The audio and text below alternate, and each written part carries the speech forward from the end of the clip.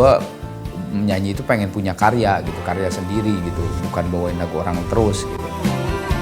Sejelek-jeleknya lagu sendiri, tetap lagu sendiri, asli gitu. Terserah, edarin kalau enggak. Secara kualitas pemain, wah itu mereka ya hebat-hebat semua waktu itu. Ronald udah nggak ngomong sama Thomas waktu itu. Si Onat itu kan sama Thomas tuh udah kayak suami istri lah. Saya tuh sama Thomas tuh udah, istilahnya udah partnernya udah cocok banget gitu kan. Dia merasa kehilangan sebuah frekuensi, dia merasa kehilangan seorang teman. Ronald tuh kan sensitif orangnya memang. Ya diakui secara jujur, saya atau Arman atau yang lain juga terlalu ikut campur urusan non-musik ke Ronald. Yang jelas kecewa banget ya. Dia tidak cocok dengan Opet. Jadi 9 dia terakhir main bilangnya, gue terakhir main di sini. Aduh, gimana ya? Marah nggak karuan, yang akhirnya udah gue keluar gitu.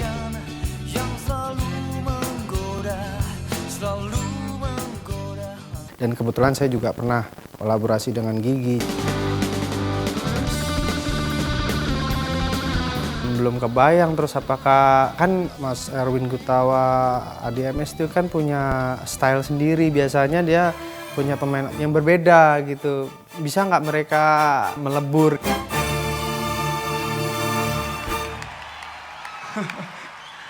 Love you, Andi Rianto, Topati, ADMS, Erwin Gutawa. Menyatukan empat music director lah ya, 4 orkestrator gitu, idenya jeli banget. Orkestratornya jarang banget manggung bareng. Selamat malam. Sangat mungkin ya brilian buat saya. Alhamdulillah kemarin waktu di konser itu memang semuanya berjalan lancar. Puas.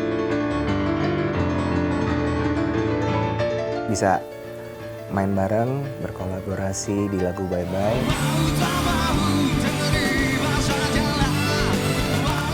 Dan ikut mensukseskan konser Gigi.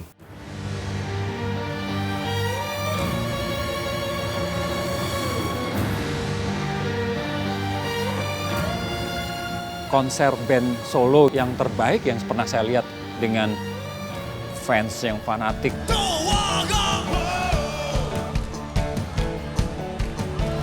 Tapi terkonsep rapih di Indonesia ya.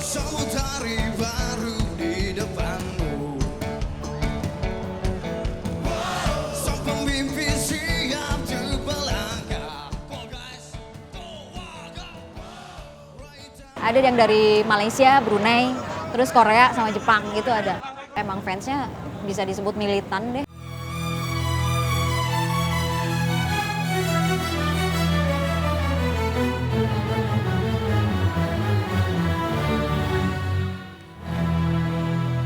Jarang menurut saya band yang bisa ngumpulin massa segitu banyak dengan bayar tiket ya.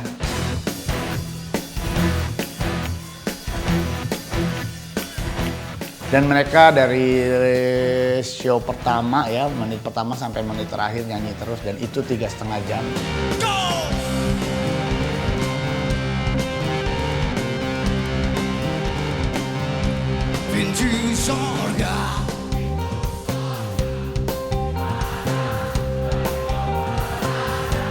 Selama 3,5 jam juga saya nggak ngelihat para personal Gigi itu kendor, tetap terjaga musikalitasnya. Dan mereka bisa membawakan lagu dengan dimensi atau dengan cakrawala yang sangat luas. Konser itu emang menunjukkan betapa hebatnya atau bakat-bakat mereka di musik.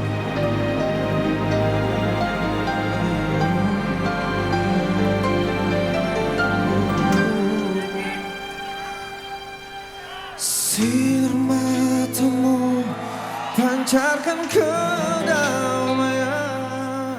Ide untuk Pasya menyanyikan Damai Cinta, waktu saya pertama kali dengar, wah asik juga karena memang lagu itu juga salah satu lagu dari Gigi yang paling disukai ya, yang well known.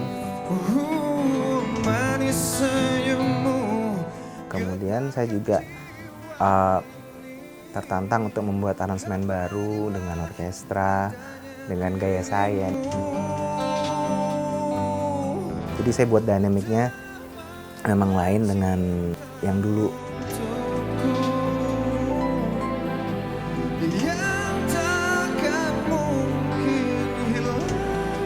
Khusus buat konser ini, khusus juga buat Pasya.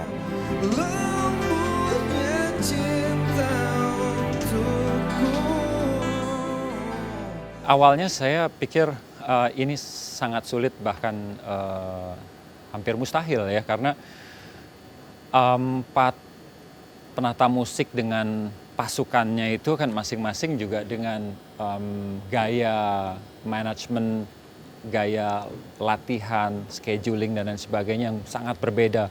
Musiknya juga sangat berbeda. Bagaimana bisa ditampilkan di dalam satu panggung? Selamat malam.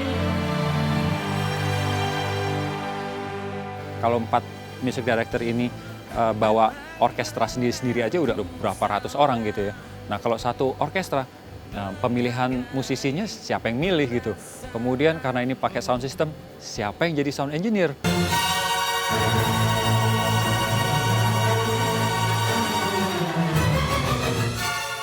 Itu rumit.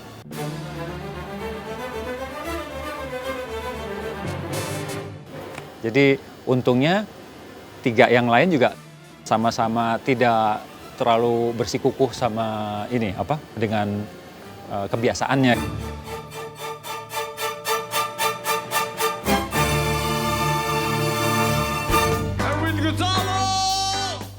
Nggak gampang ya untuk orang-orang hebat untuk bisa berkumpul, bisa menjadi satu, dan saking hebatnya mereka tuh sebenarnya nggak malu-malu untuk bekerja sama dengan siapa aja gitu. 4 konduktor ini memilih lagu ini yang cocok buat ini gitu. Kita bayangin kan. Jadi diobrolin, meeting lagi. Oh ini kayaknya cocok buat si ini karena lagunya nuansanya gini. Si ini cocok buat ini.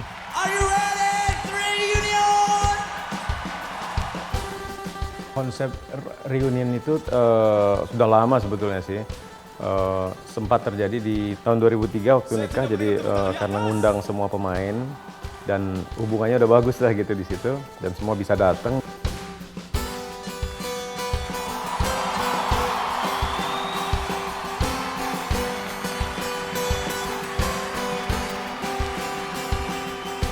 Saya yakin Gigi akan lebih laku tanpa saya. Saya tuh masih senang main musik rock. Saya masih senang explore. Saya nggak bisa untuk semuanya di sini. Waktu silih berganti, begitu. Ya merasa bangga lah, pernah jadi bagian dari Gigi. Sahabat paling sejati selalu.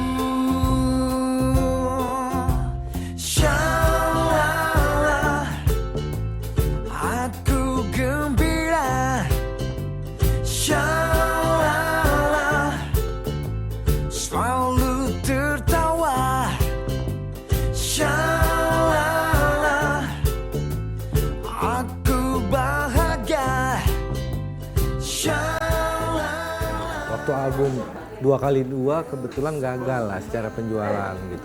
Ada beban juga pada saat itu. Tapi album berikutnya Kilas Balik kebetulan lagu Terbang itu sempat naik lagi.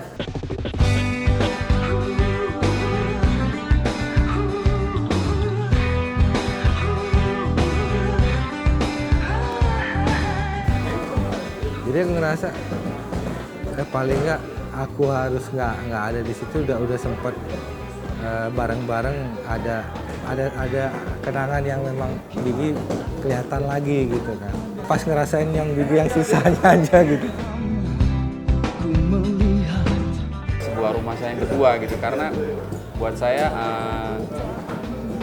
pribadi-pribadi yang mengasihkan buat saya. Buktinya saya bisa reuni dengan mereka, bisa hihi, komunikasi tetap berjalan.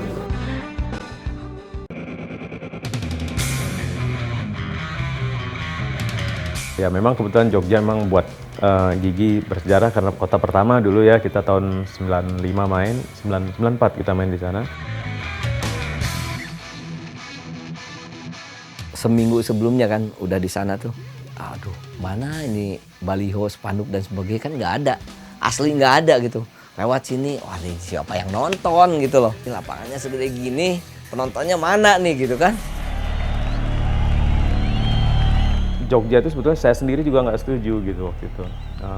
Nggak ada sponsor kan, dia bilang gimana nggak ada sponsor nih. Nggak usah maksain lah gitu. Cinting. Kalau menurut gue sih dia salah satu manajer yang tahu visi Gigi. Dalam artian dia banyak ide-ide yang kadang-kadang sama kita nggak terpikir. 11 Januari konser. Dia benar-benar komandan. Kadang idenya dia harus terlaksana. Mau gimana proses-proses itu harus terlaksana. Nah nggak apa-apa, kita jangan pernah takut rugi dan jangan pernah takut dengan yang belum terjadi menurut kita. Risiko bisnis kan hanya 2, kalau nggak untung rugi. Jadi kita jalankan aja dan kita harus menikmati.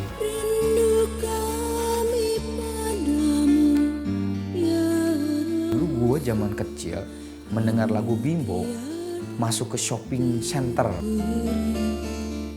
Begitu besarnya gitu dampak terhadap gue waktu kecil lagu religi. Kayaknya asik banget deh. Misalnya kita mempunyai sebuah lagu-lagu religi anak-anak muda sekarang yang seperti itu gitu. Bangga banget karena kenapa kok sekarang gila cupu banget ngapain denger lagu religi. Padahal kalau didengar liriknya keren.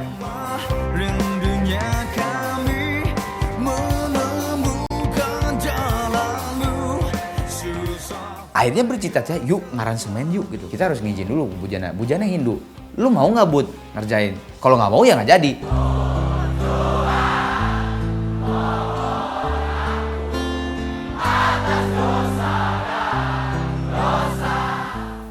Ya dari pihak manajemen Gigi punya ide untuk membuat album religi. Ya saya bilang wah ini tepat banget karena sementara ini belum ada grup band yang membuat lagu religi.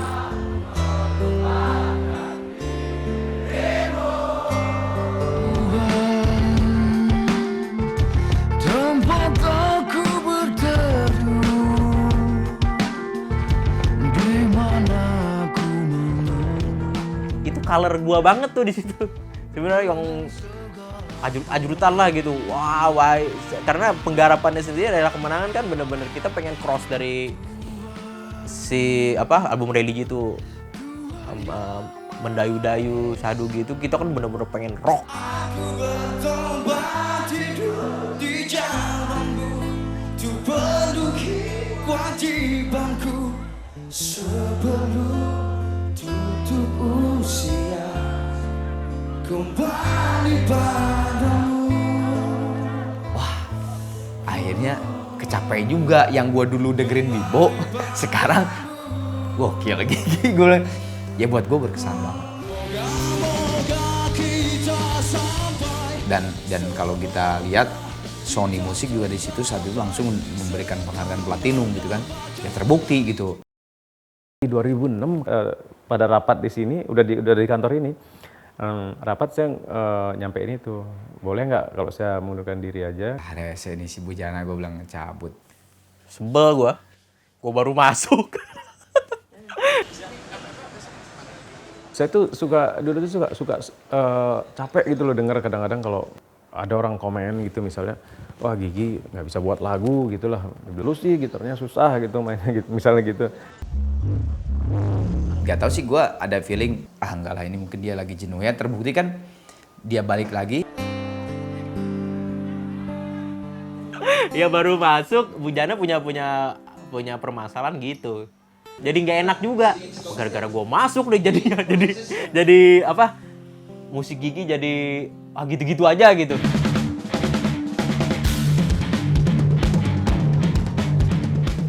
Kayak mendapatkan sebuah tenaga tambahan yang sangat besar gitu, sangat besar dan akhirnya memang Gigi muncul kembali gitu.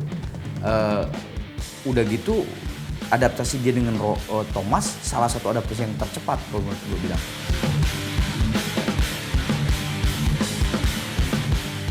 Saya di luar Arman, di luar semua, di luar Bujana, saya tuh sengaja datang ke rumah Hendy, bawa ampli, bawa bass ke sana. Hen, lagu ini tuh begini, ininya gini, lu gini, ininya segini, ini kayak gitu. Kita datang duluan, pulang belakangan berdua. Latihan tuh selalu. Kalau misalnya kalau memang mepet waktunya, kita tepat latihan datang, tapi pulang pasti belakangan.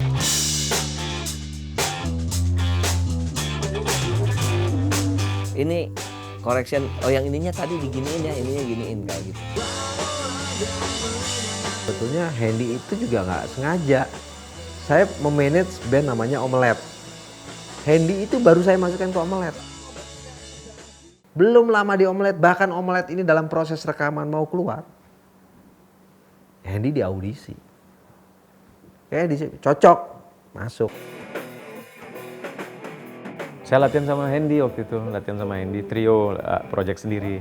Nah pas Hendy terus ternyata Hendy kan cerita-cerita dia, oh gue kan dulu ini fans Gigi, pernah datengin Gigi di Banjarmasin dan dia tahu lagu Gigi semua, tahu dari ngobrolnya itu tahu semua. Ngomong sama Budi kok saya waktu itu, coba-coba latihan lah main gini, cobain aja Hendy. Itu tiba-tiba Bujana, latihan lagi yuk gitu. Latihan lagi, latihan trio kan, enggak latihan Gigi gitu. Kaget, latihan Gigi. Udahlah.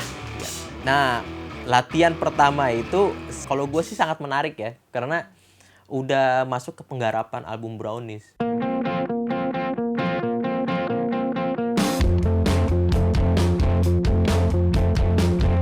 Itu gue terima kasih buat Budi Haryono karena Budi yang menyarankan Hendy untuk masuk. Jadi Budi sebelum keluar dia ngomong, gue saranin Hendy deh yang gantiin gue, itu anak gila.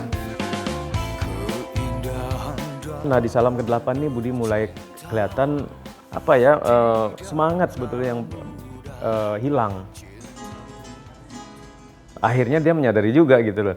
Kita ngeliat kenapa nih Budi kok jadi kadang-kadang ngelamun gitu. Misalnya kita harus masuk referen, dia kemana gitu loh. Lu mikir apa sih Bud gitu. Benar-benar drop, dia sendiri merasakan gitu. Boleh nggak gue istirahat gitu. Kita mau rekaman nggak jadi-jadi. Ya udah kita kasih waktu deh.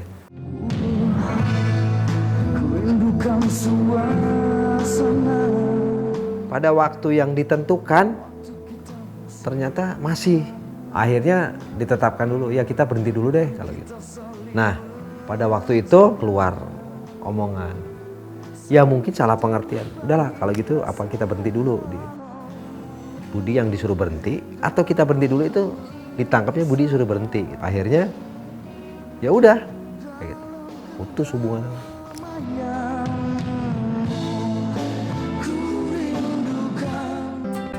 Tapi memang waktu itu kita sempat tersudut juga, terutama saya sama Arman, karena setelah itu kan Thomas keluar, Ronald keluar. Pasti orang bilang, nah tuh kan lihat tuh kan berdua itu pasti penyebabnya.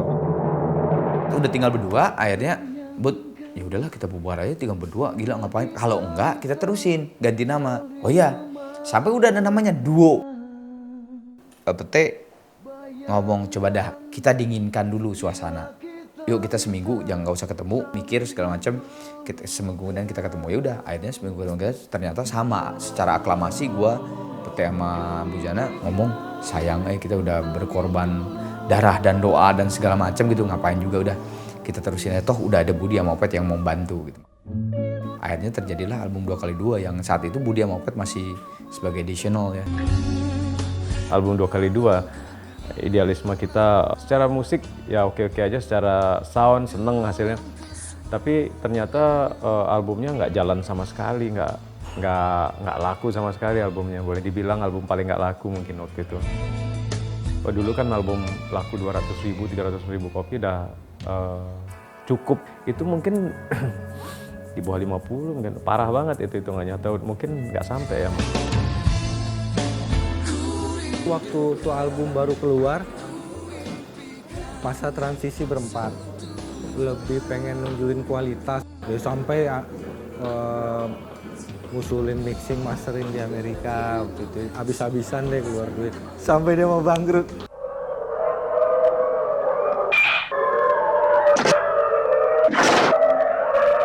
Sebetulnya nggak semua dikerjain di Amerika itu karena kepengen pakai Billy Sheehan.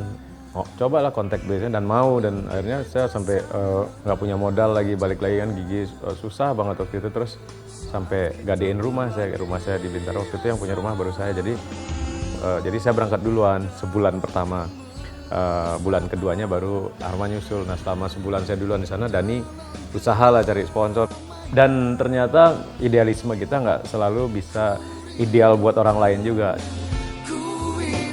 Pertama, konsep musiknya itu mendahului zamannya.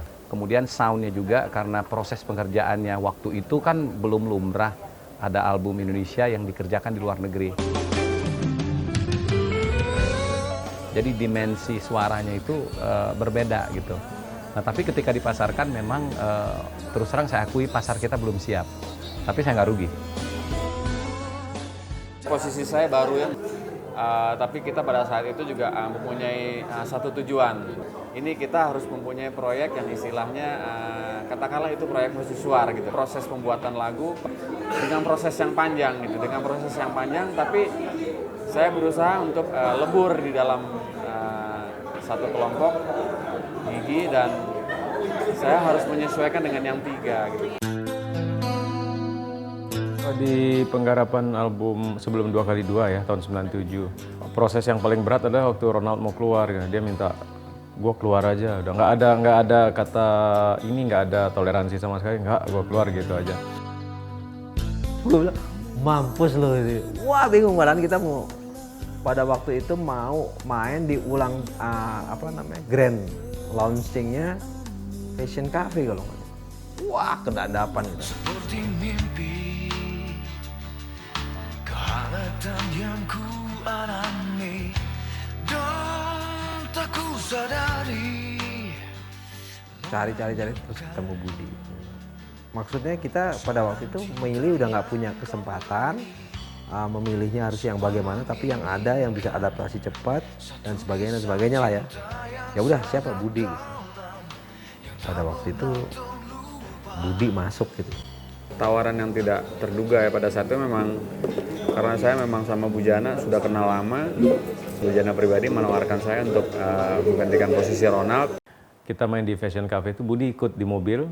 Pas lagi Budi ikut, Ronald lewat gitu, sembunyi di bawah kolong deh, karena nggak enak kan gitu loh. Kalau gue lihat sih karena tidak adanya Thomas, si Onat itu kan sama Thomas udah kayak suami istri lah kalau di rhythm section gitu. Jadi dia merasa kehilangan sebuah frekuensi, dia merasa kehilangan seorang teman berbagi pendapat di sebuah karya, di sebuah ritme. Akhirnya Ronald marah nggak karuan, yang akhirnya udah gue keluar gitu. Ronald tuh kan sensitif orangnya memang. Akhirnya nggak tahu gimana, terus pas udah nggak ada Thomas, Opet yang main kan sebagai additional. Nah dalam proses perjalanan itu mungkin Ronald merasa kehilangan temen gitu kan. Dia ya ngejalanin, kita udah mulai nggak enak perjalanan tuh. Ngelihat kadang-kadang mau sound check aja nggak ngobrol udah gitu. Terus ada mungkin beberapa hal-hal yang di luar musik gitu. Kayak kita ya diakui secara jujur bahwa saya atau Arman atau yang lain juga terlalu ikut campur urusan non-musik ke Ronald. Itu yang buat dia tersinggung dan tidak bisa nerima saat itu gitu loh. Orang pertama denger Ronald keluar karena dari mulut Ronald sendiri. Tiba-tiba telepon kan, Ronald nangis. Kan udah sendirian kayaknya sih ya dulu ya, jadi udah nggak ada partner. Soalnya saya sama Thomas tuh bukan hanya sekedar main gitu, hanya sekedar kita latihan. Itu di luar dari musiknya kita juga sering jalan gitu, sering curhat, sering ngebahas sampai hal-hal kecil gitu. Makanya itu saya sama Thomas tuh udah tahu sama tahu aja, udah merem aja deh gitu kan.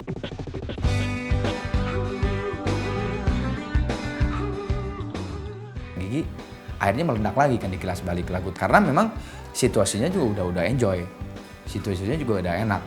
Gua sama Bujanya juga sudah melepaskan semua emosi yang tadinya mungkin masih ada rasa marah ke Ronald, ke Thomas, ke Baron gitu.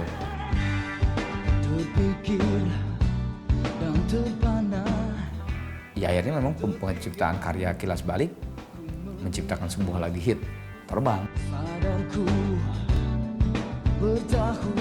Nggak ada Ronald, nggak ada Thomas, nggak ada Baron. Nggak kebayang kayak gimana waktu itu, dan tapi akhirnya kita bisa enjoy lagi waktu di album Kilas Balik. Kita dapat gitu loh, dapat chemistry-nya berempat di lagu Terbang itu, di mana kau berada itu kan kita garapnya bareng, dapat banget gitu. Dan kita tur pertama kali yang tur paling lama itu 33 kota ke Sumatera. Itu selama 2 bulan kita nggak pulang-pulang, ya seru banget rasanya waktu itu.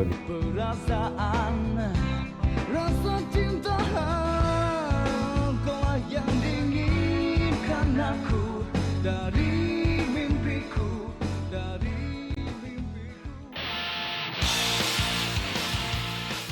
Jadi sebenarnya ini sebuah strategi politik dari Mr. Dhani Pete yang akhirnya berbak jadi keributan kecil di Gigi. Ada kejadian ini gitu ya, NXS yang di LA itu. Sebenarnya Indonesia itu udah telat, cuman karena sebuah TV swasta di sini sudah membeli license-nya, CBS-nya bilang, ya udah, boleh gue kasih akses yang lebih mendalam. Apa lu boleh kirim seorang penyanyi dari lu? Oke, diterima lah. Sebenarnya Dhani Pete udah tahu itu dan gue gitu. Cuman ya Dhani inilah yang punya ide di-keep sama dia sampai di-keep ke anak giginya juga. Ke anak gigi yang lain. Nah, anak gigi yang lain bertanya-tanya dong, gila apa vokalis gue mau ke Amerika terus mau jadi vokalisnya INXS gitu, ikutan casting gitu. Ya ngamuk lah. Tapi buat Dhani itu adalah sebuah strategi buat pers yang hebat gitu, dan memang terbukti gitu, dan memang terbukti akhirnya jadi blunder kan. Ya, anak gue kayaknya liatnya 4 banget gitu. Akhirnya pada saat manggung di Hard Rock, jadi udah gitu dikasih tagline-nya kacau banget lah, ngeri banget kan. Last konser gitu, Gigi saat itu tuh Bunjana udah nggak mau main, bener-bener mau ninggalin. Jadi saat malam itu juga cabut gitu, tapi akhirnya Dhani membuka sedikit rahasia itu. Sebelumnya Gigi nggak tahu, cuman bilang di tengah-tengah akhirnya tahu, walaupun kita akhirnya tahu bahwa itu skenario lah, anggapnya kayak gitu. Tapi kan pas pelaksanaannya memang tidak sebagus dan semudah yang diomongin gitu. Ujung-ujungnya sih pas udahnya ketawa juga gitu, maksudnya ya ilah gini doang gitu loh.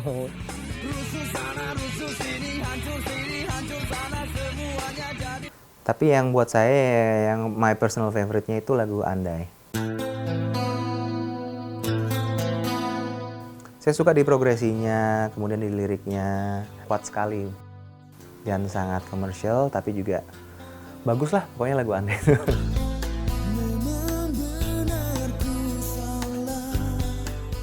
Andai itu simple banget lagunya, tapi buat saya warna Gigi itu antara lain di Andai itu.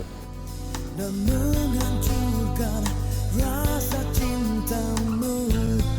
Mereka sempat datang ke saya, Pak, saya ada single nih, Pak. Sempat mereka akhirnya bawa gitar ke saya, gitar nyanyikan gitu. Dan memberikan ku kehangatan. Kalau gue sih ya pasti semua album berkesan buat gue dan yang terbaik buat gue gitu, itu kan anak gue gitu. Tapi kalau buat gue album Repackage Raihlah Kemenangan yang religi, Peace, Love and Respect mungkin ya, untuk secara idealisme dapat ya, dan ideal juga buat orang lain. Ya janji.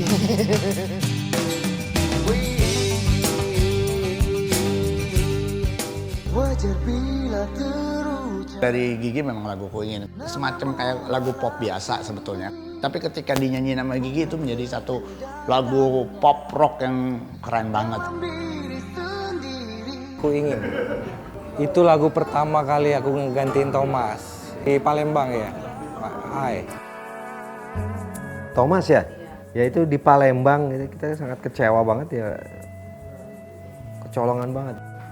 Saking gue sebetulnya marah, nggak terima atau takut juga gitu, gue nggak ke kamarnya gitu. Ya udahlah, sekarang paling penting bagaimana kita menyiasati juga besok main. Saya bilang.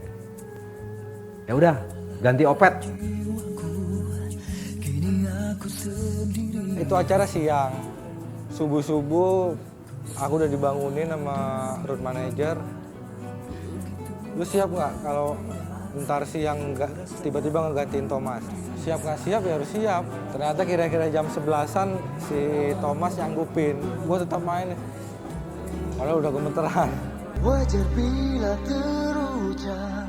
Jadi gue nyanyi wajar bila terjemah. Serasa pas gue kok nggak ada musiknya. Jadi gue akapela gitu. Itu satu lapangan di Palembang itu nyanyi semua kan. Nyanyi. Tapi gue kok ini kemana Ben? Kan gue lihat ke belakang kok udah gak ada pemain semua. Gue ke belakang panggung kan gue bingung. Buat kenapa ya? Gue bilang Nat, Bujana orang-orang udah gitu aja udah merenyung gitu. Thomas mana? Thomas udah sakau. Sakit, badan sakit banget, nggak bisa megang apa-apa karena bener-bener kayak kesentuh silet gitu semua badan gitu kalau kena angin aja gitu. Aduh ini gimana gitu, baru saat itu Opet menjadi pahlawan. Opet kan krunya Thomas. Tapi mas aku takut. Aku desain aja. Jadi Opet mainnya di apa? Di balik ampli. Ya udahlah, yang penting jalan. Dalam hal proses kreatif, aku juga bagian yang ngelihat gimana keselnya yang lain saat latihan ngambil main gitu. Bisa yang tidur, tiba-tiba tidur. Latihan janji jam 1 bisa datangnya jam 4. Ya banyak hal jelek buat proses kreatif. Yang tadinya dia seorang yang rajin, seorang yang dia jadi pemalas, jadi telatan, jadi tukang bohong. Yang sedihnya ada suatu ketika karena Thomas tuh telat mulu, gue Ronald sama Bujana udah empet banget gitu, udah gedek gitu ya, udah marah banget gitu. Thomas yang gue tahu banget, soalnya hancur-hancurannya bareng gue banget. Gue di langit mana, dia di langit mana gitu. Jadi gue tahu kalau anak Gigi saat itu ngerasa problem banget sama Thomas ya wajar gitu. Gue juga begitu gitu. Thomas ini yang hari-harinya banyak sama gue gitu. Dari 24 jam itu waktu pas bareng Gigi misalnya 8 jam lah gitu. Cuman 2 jam buat Gigi misalnya. 6 jam sisanya buat yang ini. Nah makin lama makin habis katanya. Jadi untuk kerjanya malah makin parah gitu. Ininya yang diutamakan gitu. Cari obatnya dulu. Orang yang aku kagumin gitu. Aku ngelihat sendiri sampai nggak punya apa-apa. Datang bertiga ke sana sama Ronald Bujana, Thomas yang ngomong bahwa kayaknya gue harus keluar dari Gigi. Udah nggak enak sama lu pade, kejadian Palembang seperti itu, latihan yang seperti itu. Kayaknya gue harus keluar karena kalau nggak keluar, gue yakin Gigi nggak sehat. Dia bilang gitu. Dari 12 tur itu, tur pertamanya sama saya. Tur selanjutnya sama Opet. Nah itu yang membuat saya nggak enak gitu loh. Oh udah ngapain juga gue. Saya memutuskan, kemudian gue keluar deh. Itu bisa terjadi akhirnya Opet masuk. Aku udah tahu mereka secara sosok pribadi sebelum ada Gigi gitu. Apalagi Thomas pada saat itu yang memang awalnya ya aku ngefans sama dia dan ya aku kepikiran saat itu gimana aku bisa dekat sama Thomas. Satu-satunya cara ngelamar jadi krunya dia. Akhirnya kita jalan dengan formasi Budi dan Opet sebagai additional waktu itu dan akhirnya di album Kilas Balik udah ketemu format dengan Budi sama Opet.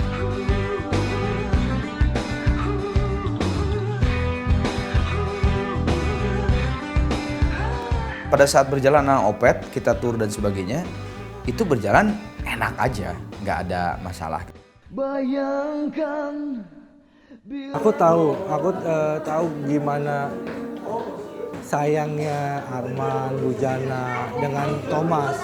Ya aku pikir memang yang paling pantas dan memang harus dia yang pasti akan mempercepat proses penyembuhan. Pada saat dengar Thomas direhabilitasi di rumah sakit Ongko, gue sama Pete sama Bu Jana, wah si Thomas di sana, yuk kita datang. Nah ternyata pada saat gue datang ke sana, buat Thomas itu adalah sebuah tusukan buat ke dalam hatinya dia tuh sangat berarti.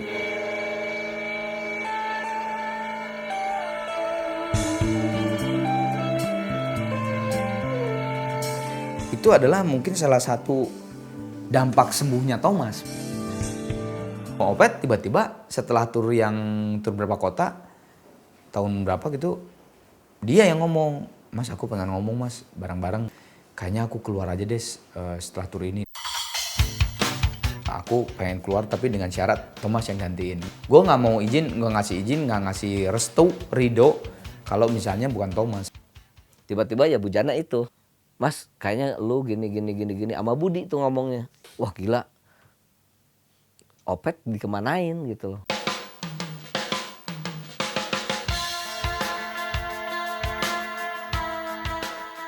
Wah gue gak bisa kalau seenak jidat gitu.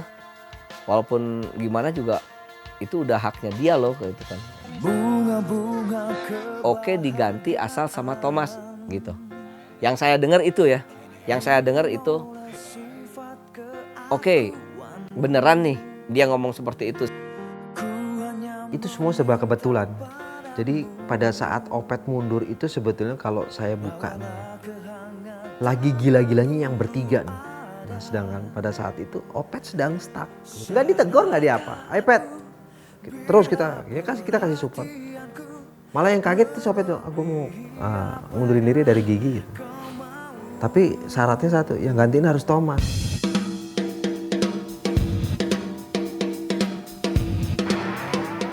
Ya kan unik kan gitu. Bener nggaknya kita konfirmasi, benar ternyata. Waktunya aku udah cukup dan ini memang harus Thomas.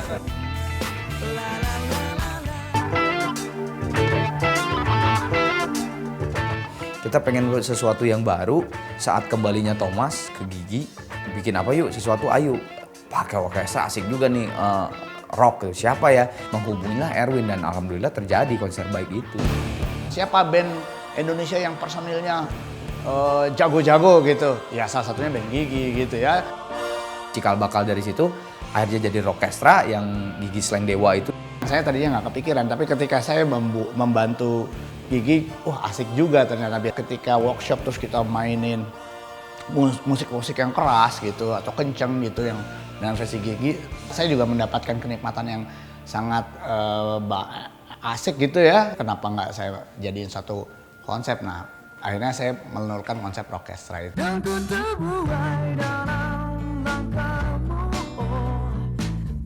Band itu seperti itu, seperti rumah tangga. Jadi band itu bukan masalah jago atau keren atau apanya, tapi masuk sama nggak visinya. Nah, sedih, tetap sedih, capek, kesel, karena memang pasti situasi yang terjadi pasti akan berbeda dari keluarnya Baron, keluarnya Ronald, masuknya Budi, masuknya Opet, itu pasti tetap beda.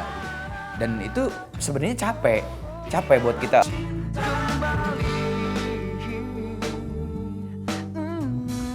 Dari album kedua, pas pembikinan album itu Baron itu udah bilang ke Bu Jana bahwa Baron itu mau pergi. Nah ke saya tuh enggak gitu. Bilangnya itu setelah album jadi udah manggung ke sana sini, di tengah baru dia bilang gua harus pergi gitu. Saya nggak bisa untuk semuanya di sini gitu, dan saya pengen ke Amerika untuk pengen tahu American culture kayak apa kayak gitu, real music culture kayak apa kayak gitu.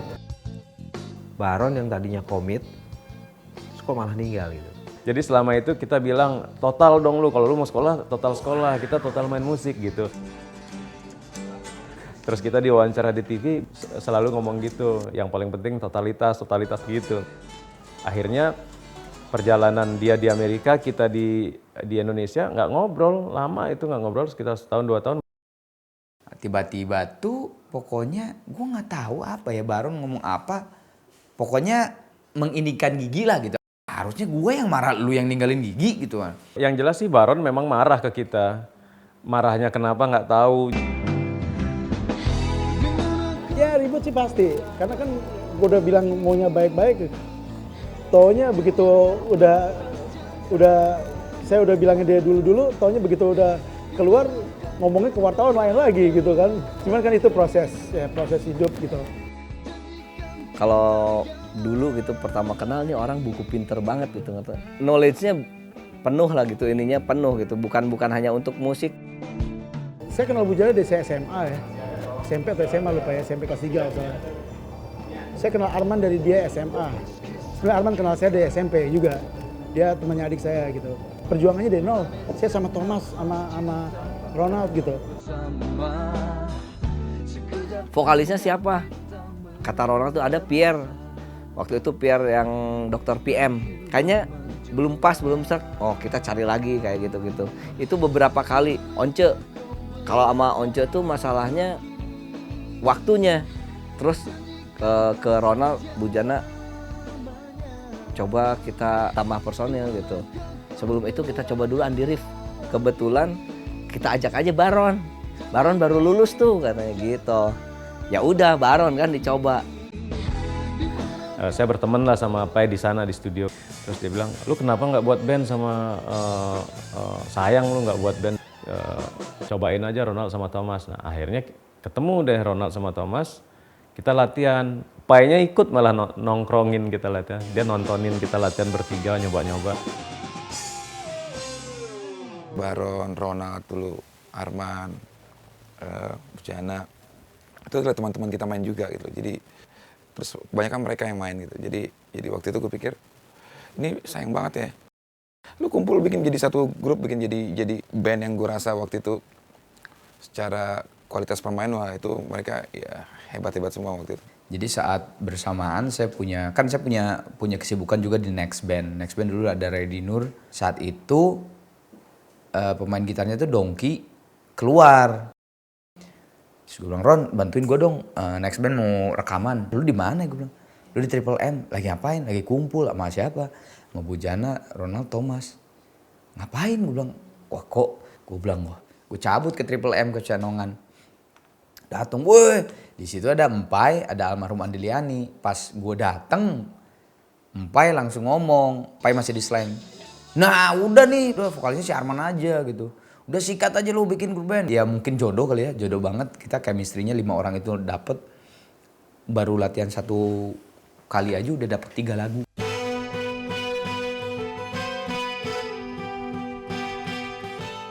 Langsung lagu Angan, Ku Ingin dan apa ya satu lagi? Adakah yang tersisa? Itu lagu pertama modal kita, Adakah yang tersisa. Tapi lagu Angan intronya itu sebetulnya sudah direncanakan untuk ada Thomas nggarap penyanyi lain. Nah pas kita harus rekaman dan harus menentukan album, rapat di rumah Baron. Kita rapat, ya muncullah nama-nama, kita tulis gitu nama waktu itu. Waktu itu nama-nama band, nama gunung, muncul nama Matahari pertama. Matahari bagus banget namanya sebetulnya. Cuman kita berpikir waktu itu ada department store, sampai keluar akhirnya nama Orangutan. Berpikir kita, wah kalau dipanggil di panggung, kami tampilkan Orangutan, wah jadi nggak enak. Nah waktu gitu deh, terus Ronald itu ngakak dia kan ketawa gitu, giginya kan agak gingsul gitu. Oh gigi aja gitu. Gigi. Yang saya rasakan di musik Indonesia sama 17 tahun ini di Gigi ya suka duka nggak ada dukanya gitu. Justru dari duka itu akhirnya timbul kesukaan juga gitu, suka juga gitu. Gue udah mengalami jatuh bangun bareng Gigi. Yang gue senangnya adalah selama 17 tahun ini pada saat kita punya ide dan ide itu kadang-kadang terlihat seperti sesuatu yang tidak mungkin tapi akhirnya dituangkan dan akhirnya ya tadi aja gue berdoa sih ke Allah sih bahwa kita tetap diberikan energi, semangat, sama fire untuk tetap bisa berkarya gitu di Gigi gitu. Tetap dalam pikiran saya tetap harus ada skala prioritasnya adalah Gigi yang pertama. Kalau hal untuk diperbaiki sih banyak ya, banyak. Tetap aja bukan Bukan buat saya semuanya udah stabil gitu seperti ini. Karena jujur aja, Gigi itu berjalan 5 orang misalnya. Orang kelimanya Dani gitu. Ada warna baru lagi nih Gigi nih gitu. Ya mungkin karena ada pemain drumnya baru gitu. Ya ada opini yang kayak gitu jadinya gitu. Jadi sangat menguntungkan sih. Terima kasih kawan, teman baikku. Ya kalau saya menilai karya Gigi gitu, dari album pertama sampai dengan sekarang gitu, semua lagu menurut saya bagus karena saya ngeklaim di Gigi bahwa saya adalah fans Gigi yang nomor 1.